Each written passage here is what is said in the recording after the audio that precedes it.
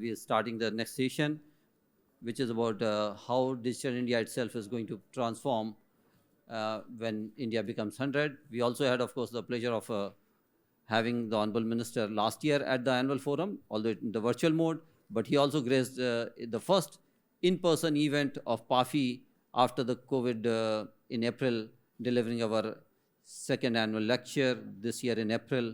So over to you, Harish. Thank you. So it gives me great pleasure to welcome you to this plenary session on Digital India Foundation for the Future. I would like to especially welcome Mr. Rajiv Chandrasekhar, Minister of State Skills Development, Entrepreneurship, Electronics and Technology. Rajiv ji, thank you for making time and being with us. PAFI, like Deepak said, for the second time. It is indeed very fortunate to have someone like you handling these very crucial portfolios in the government. You are someone who has been very accessible, while you were an industry leader, then later as a member of parliament, and now as a minister. You always heard the industry with a lot of patience, given wise counsel, and encouraged us to partner with the government in this journey of progress. The 9th annual forum of PAFI is a great success. We had a rousing start with Mr. Ashwini Vaishnav yesterday, followed by a number of speakers, both from industry and government. Focusing on the theme India at 100, how do you scale, speed, and sustain the growth? How to get to this US $37 billion. We had Mr. Anurag Jain yesterday, and he told us that the government has done some study about what will be the GDP in 2047, and a best case scenario, worst case scenario, and the realistic kind of scenario has been kind of taken, and the realistic scenario is about $37 billion by 2047. And most importantly, how do you make it inclusive? Today's per capita income is about $2,000. How do you take it to $12,000 in the next 25 years? And an answer to all these seems to have the need for a very strong digital foundation and nurture skills that leverage the digital foundation. And it's great that you're handling both these crucial portfolio. It is great to have you discuss on this topic, and we have kept this forum in a very conversation style. There's been no speeches, so I will not make a speech. So let me ask my friend Chetan to moderate the conversation. Thank you. Thanks a lot, Harish, for that nice welcome address. Good morning, ladies and gentlemen. When two Bangaloreans get together, the tendency is to talk about infrastructure and traffic quite intensely at that. But we will desist from such adventures at this point in time and focus on the topic at hand. Once again, I'd like to welcome our live wire, high energy minister, Mr. Rajiv Chandrasekhar, this morning. Clearly, in the last 2 days, that is yesterday and today, we've seen a number of speakers talk about India's terrific digital strides, right? So you have the whole world watching us with awe, and some of them even wanting to replicate and emulate India's success story in the digital sphere. And Mr. Chandrasekhar has been the primary frontrunner in actually building and executing on the terrific digital India projects that our Honorable Prime Minister Narendra Modi sort of visualizes, right? Seems to be happening with great consistency. The other interesting part, and to give you a sense of perspective, I think it's important for us to just look at the numbers, right? In the next few years, by 2025, India will end up having 900 million internet users. A 200 million growth in the next 2 years is what reports indicate. And the interesting part is a bulk of the growth will come from rural India. So at that point in time, in 2025, rural India internet user would be far more engaged than the urban internet. And this has been a trend that has been underway for the last 3 years. So consistently in the last 3 years, you have rural India growing at a pace that is far, far outstripping the urban internet user. And in 2025, that is going to stabilize. And a large part of the revolution is thanks to the proliferation and profusion of mobile phones, clearly. And by 2027, reports indicate that there would be 1 billion smartphones across the length and breadth of the country. Some more numbers. By 2030, reports indicate that India will be an $800 billion digital consumer economy, which essentially means that people would be transacting e-commerce, B2B, consumer, your sleepy owl coffee, etc. It's all going to happen.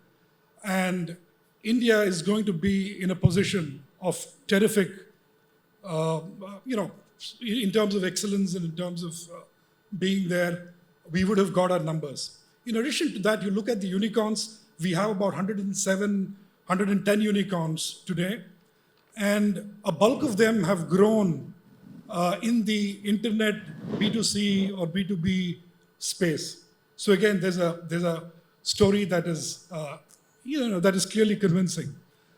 And just to end this sort of astounding set of sort of numbers that we constantly sort of try and grapple with intellectually, you have the UPI, which in financial year 2022 processed 46 billion transactions, breaching the $1 trillion threshold, which again is an unbelievable story. With that, I stop and turn to the minister.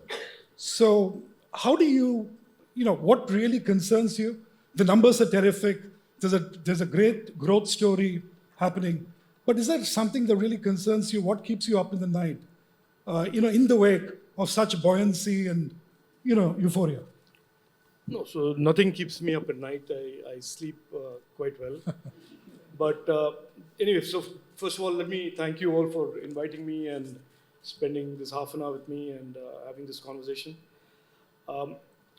Look, if there is anything that today we are concerned about in government and government as government and indeed the larger Digital India ecosystem of startups and companies, is that are we moving fast enough?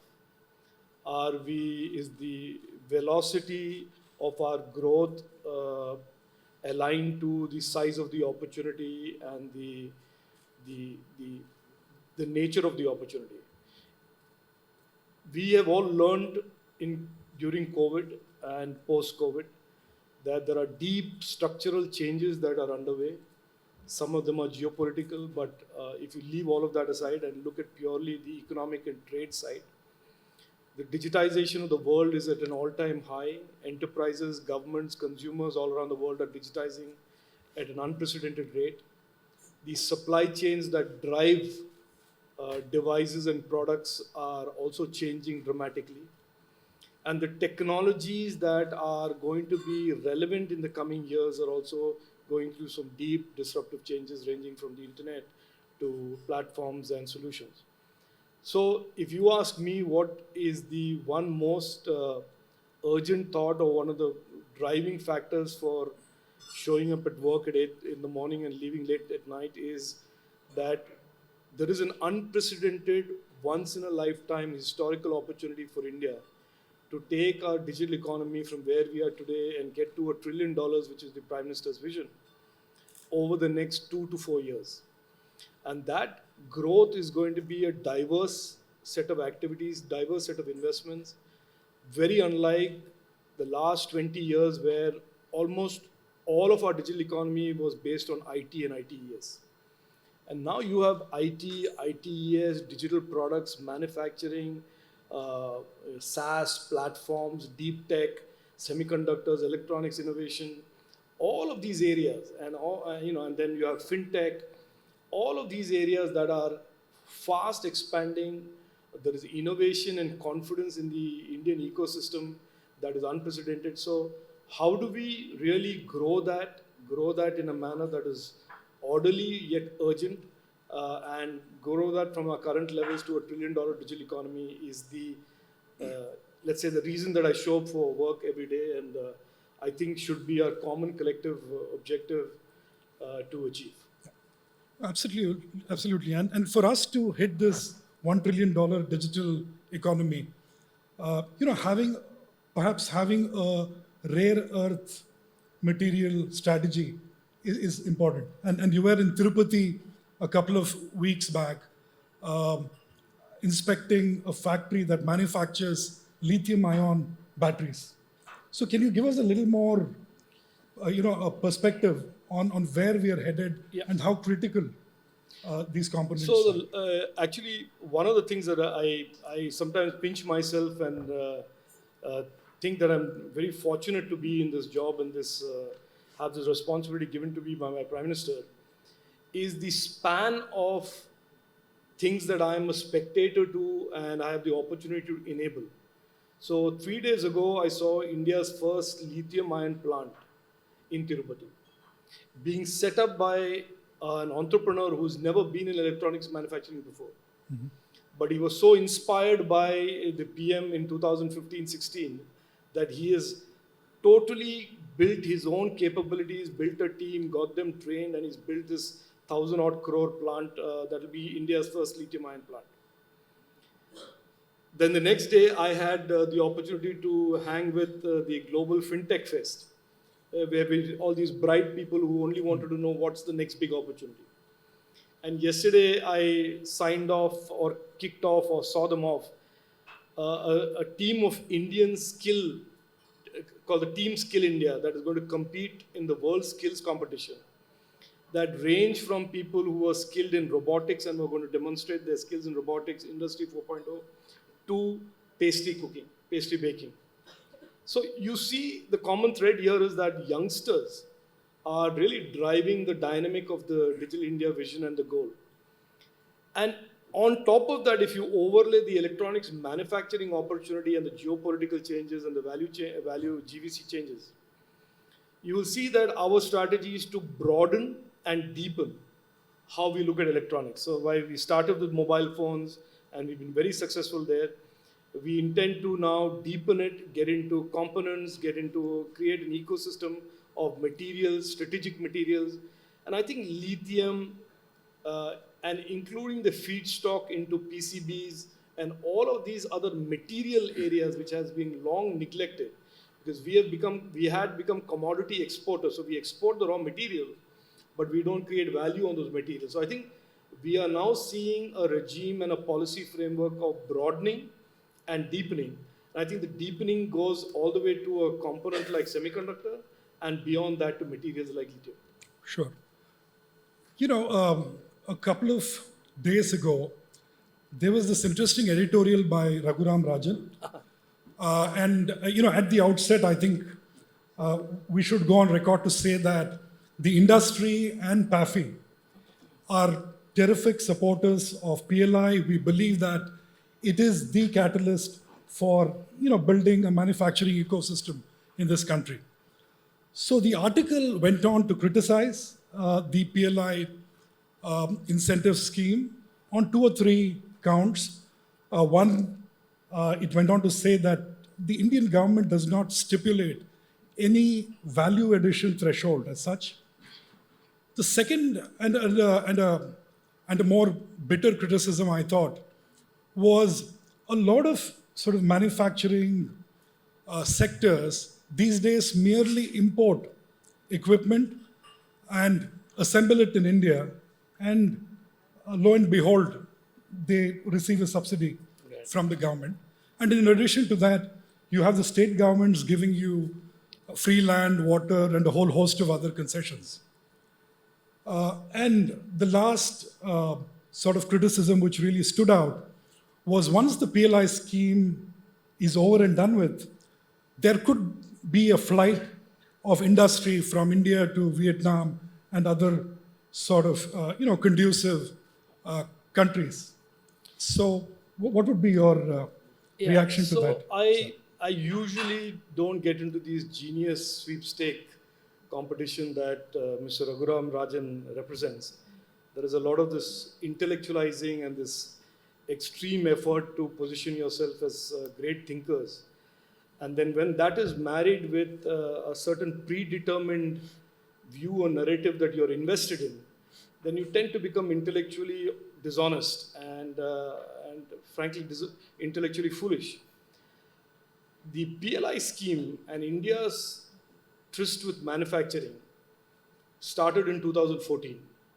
And it is very important to know that manufacturing was inherently destroyed and ravaged over a decade before 2014 because of unfettered imports, no support to the local manufacturing industries, and essentially you had laid waste years and decades of manufacturing ecosystem that had been built in India, especially in the electronic space.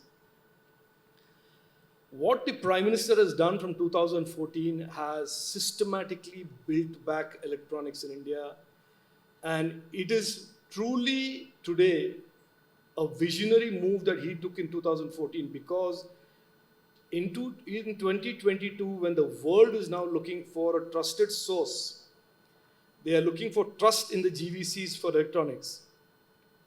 They look beyond the preeminent manufacturer that has dominated electronics for 3 decades, China, and they look to now India and Vietnam and Thailand as viable alternatives. The reason we are in that choice set at all is the fact that we have made this tremendous progress over the last 6-7 years.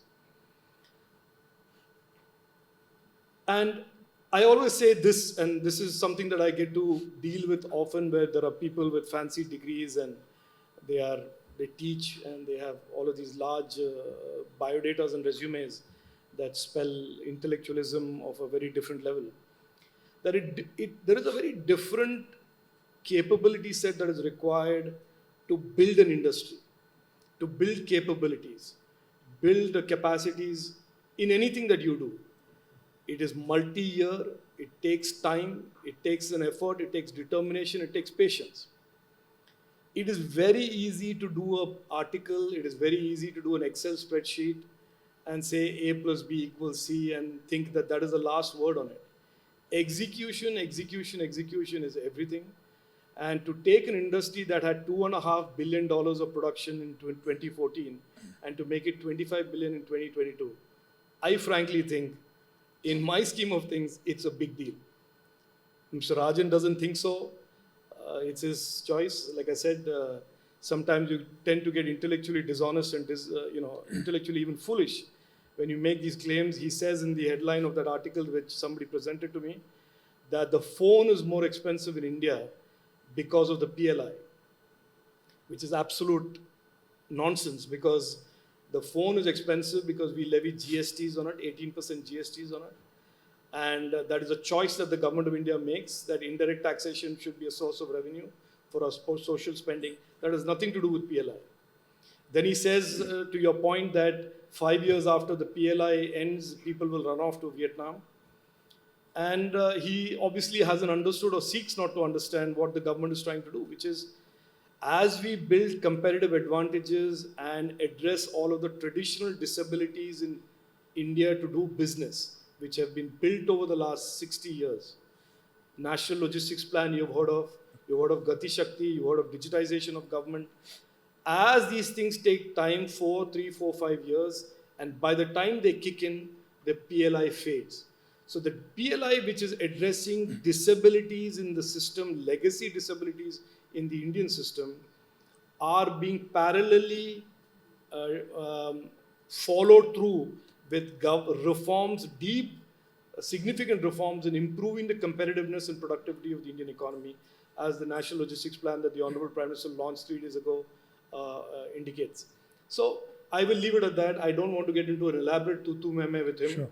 I've done it in the past, and I've always come out ahead on those times that I take him on. And when he tries to get very intellectual, I just point to his time as a central bank governor, where NPAs peaked and the economy was ravaged under his watch. So I'll leave it at that. Sure. On a more positive note, one of India's success stories have been creating, quite effortlessly creating population scale platforms. Absolutely. And we hear that there's one coming up in education. You have ONDC in the e-commerce space.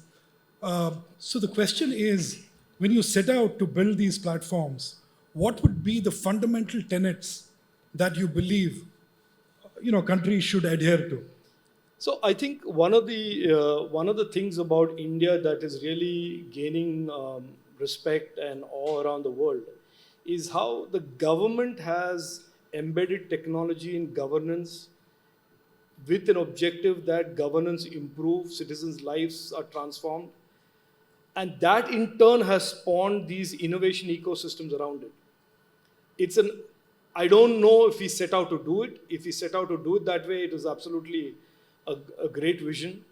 But I know that in 2015, I was in an audience like this when the Honorable Prime Minister launched Digital India, and he said, then, very vividly, I recall that he said that technology, the primary use of technology in government is that it improves citizens' lives. He never said it was about unicorns. He never said it's about creating billionaires. It was really about using technology to rebuild the trust between citizens and government.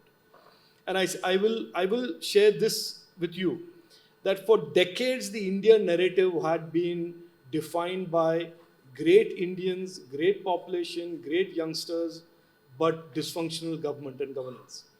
And that classic example of 100 rupees leaving Delhi and only 15 rupees leaving, reaching the beneficiary, in a lot of ways defined government and governance.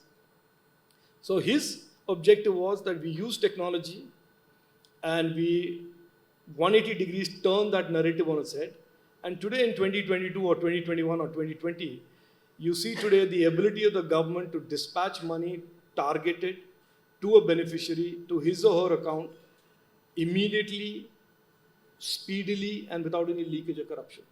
And I have had the good fortune of being in many, many programs where, for example, I was in Rajahmundry recently, 1,200 farmers in a room, and the PM pressed a button in Delhi on the screen, and in this kind of a room, there were 1,200 phones going beep, beep, beep, beep. So that is what technology has done. But a consequential fallout of that has been that we have created these very vibrant innovation ecosystems. So around Aadhaar, we have created a whole ecosystem of identity authentication linked platforms and applications. Around UPI, which is used essentially for DBT and transferring government resources to citizens, we have created one of the world's most exciting fintech ecosystems. So similarly, the objective around platforms now is A, make sure that the citizen is the principal beneficiary and stakeholder of the platform, and B, that it involves clearly an objective that we create these startups and innovation ecosystems around these platforms, so that it's not done only by the government, but it's enabled by, architected by the government in partnership with startups and other technology minds. But at the end of the day, the momentum around those platforms on the solutions is driven by the innovation ecosystem in India. Sure. Also, a little insights on your, policy making sort of philosophy would be good. So you're looking at now bringing out an umbrella sort of policy to govern the digital economy. Right.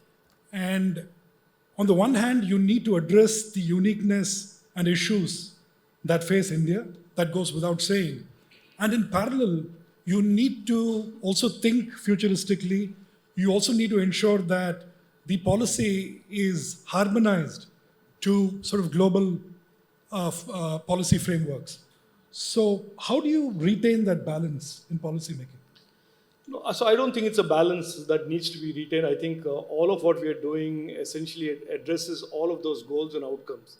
Our primary goal is to make sure that the 1 billion Indians who are going to be online that you refer to see the internet as a safe and trusted place. They see the internet as an open space, and they see the internet as a place where every intermediary or every platform has a reasonable sense of accountability to the consumer of that platform. So I think we have these 3 or 4 boundary conditions around which we are constructing the jurisprudence and the legislative and the rule framework going forward. As you know, the IT Act is a 22-year-old act, and I think nobody in this room will argue that it is time to replace it or create a new legislative framework. And we have a Digital India Act that is under construction and will be presented for consultation very, very shortly. We withdrew the PDP bill recently from Parliament because that bill had become too complex and it had a lot of elements into it which should find its way into the new DIA. And so, therefore, we are redrafting that and that will be presented. And so, therefore, this will be the framework. And of course, on the carrier side and the communication side, there is the telecom bill, as you already know, and the minister yesterday spoke about. So we are looking at a framework that is, on one hand, protecting our consumers and citizens, the digital nagriks of India, but the other hand, without making it sound like a binary, addresses at the same time the continuing momentum and the growth of our technology and digital economy and the startup and innovation ecosystem.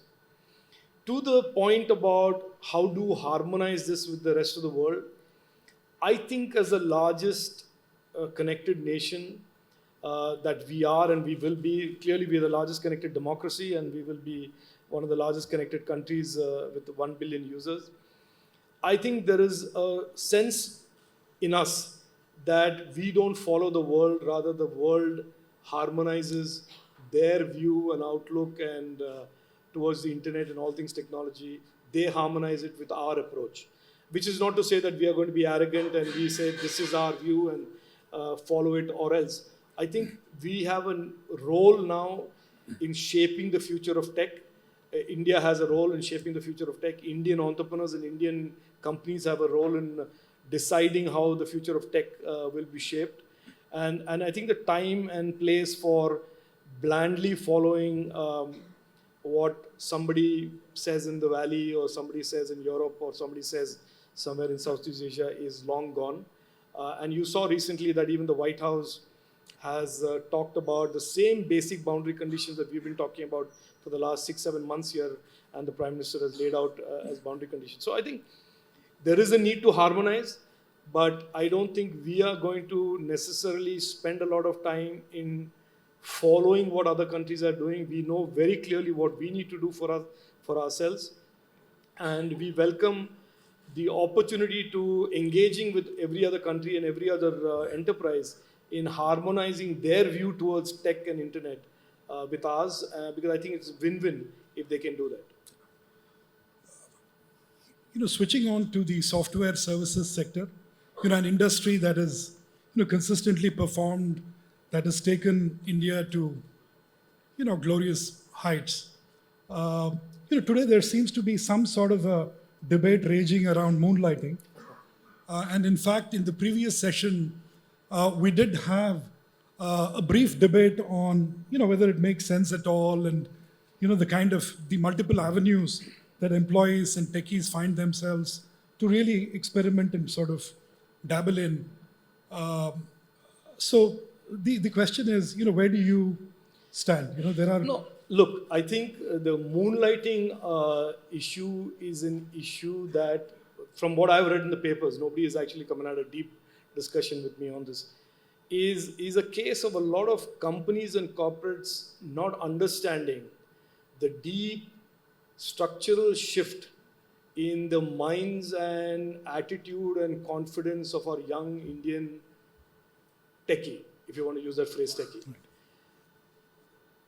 Right. The days where you sort of signed up and joined Infosys or TCS and you sort of considered that your life's goal and you put your thing on Shaadi.com and the TCS engineer got a premium over the Infosys engineer, all of that right. is long gone.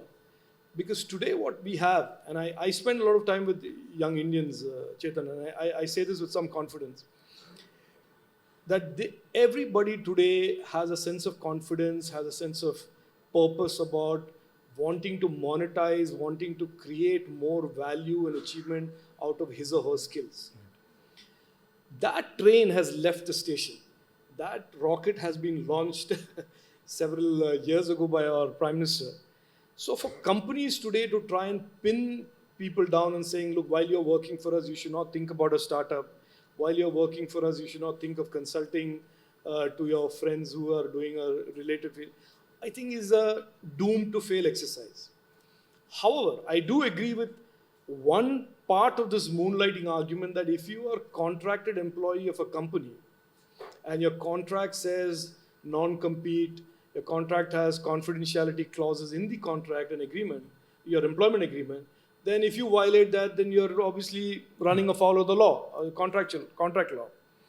But to expect that I am an employee of a big tech company with some skills and I have, in some sense, to put a lid on my dreams of starting my own startup or dabbling with some things, that is just completely, in my opinion, a doomed to fail exercise.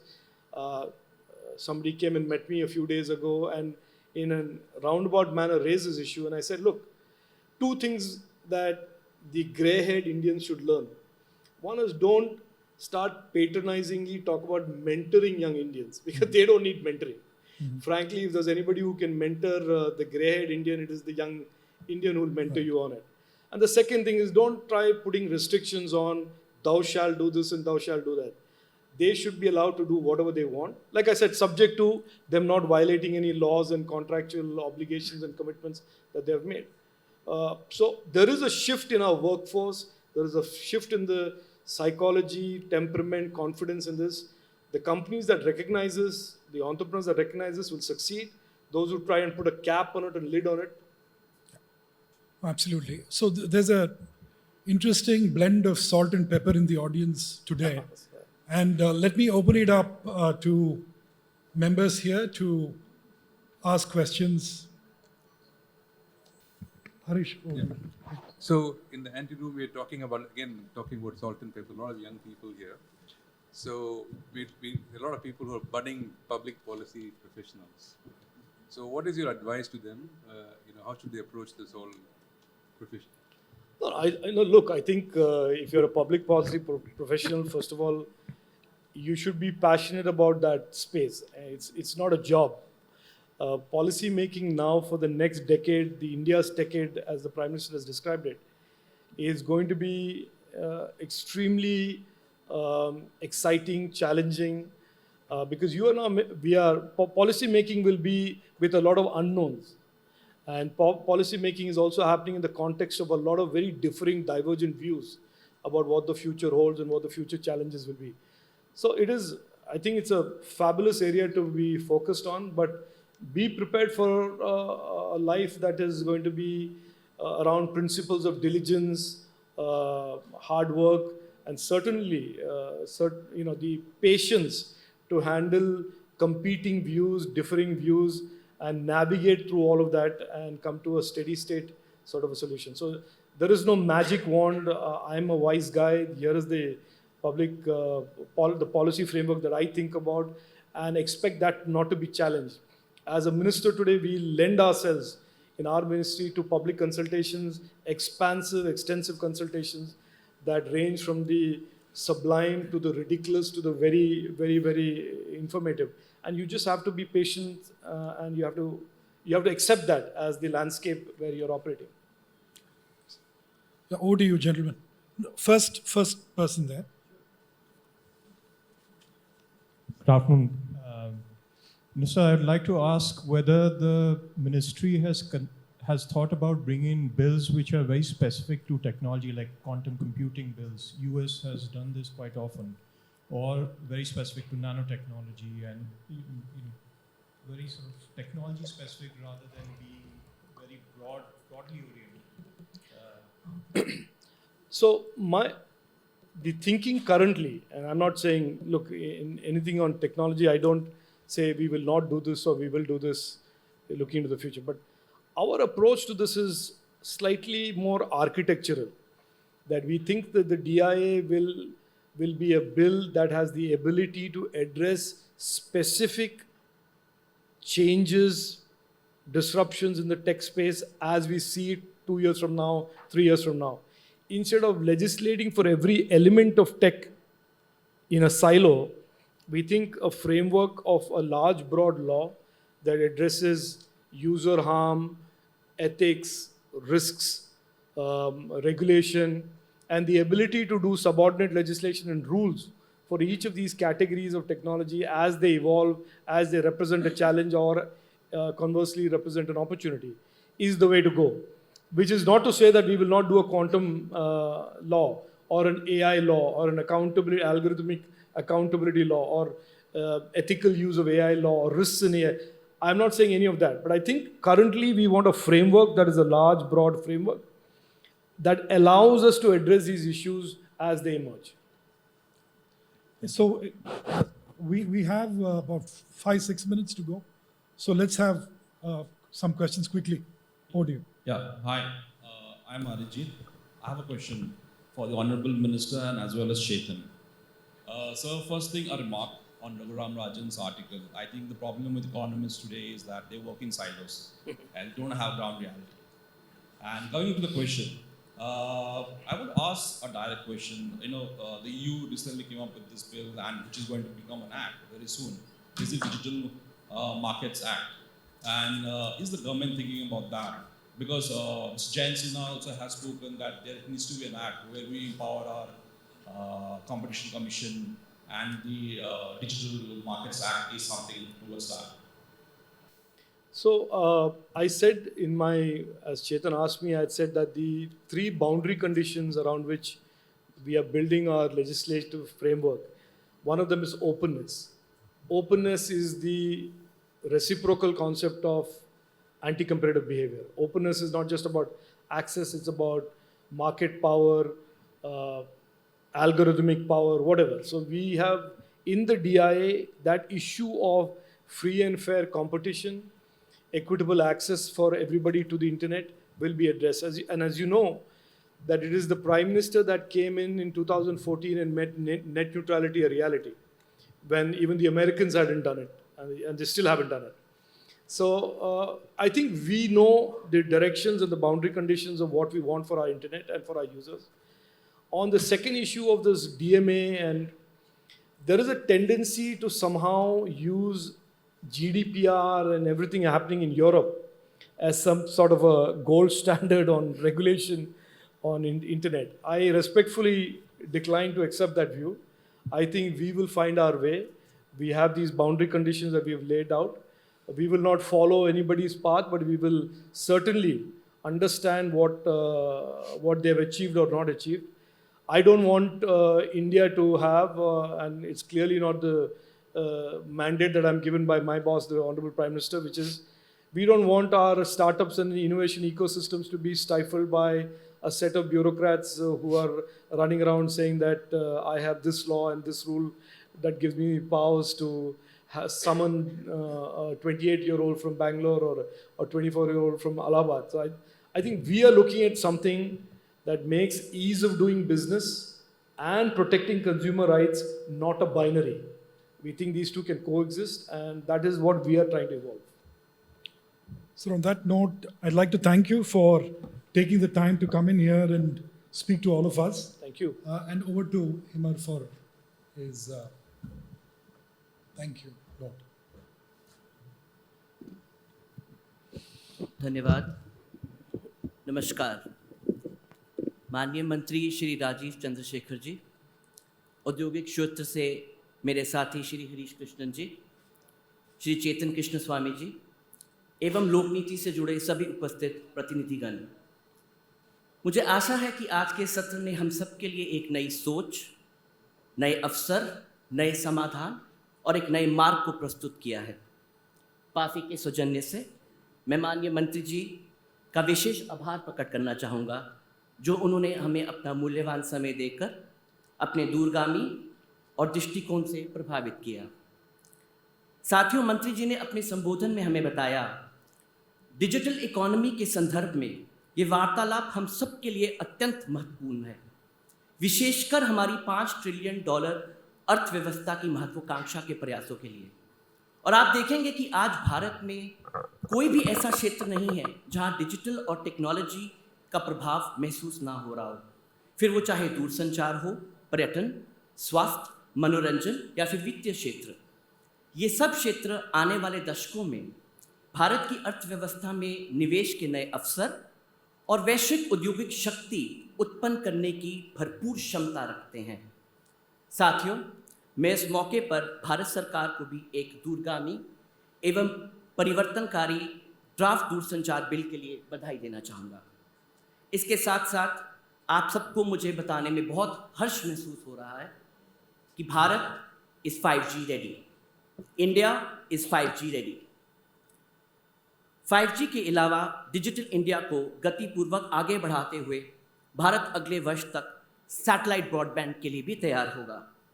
OneWeb, NSIL और इसरो के सहयोग से satellite broadband की तैयारी में तत्पर है।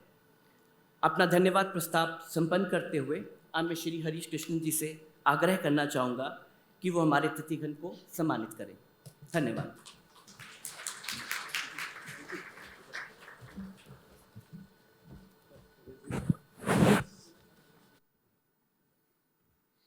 Can we have a big round of applause for the Honorable Minister?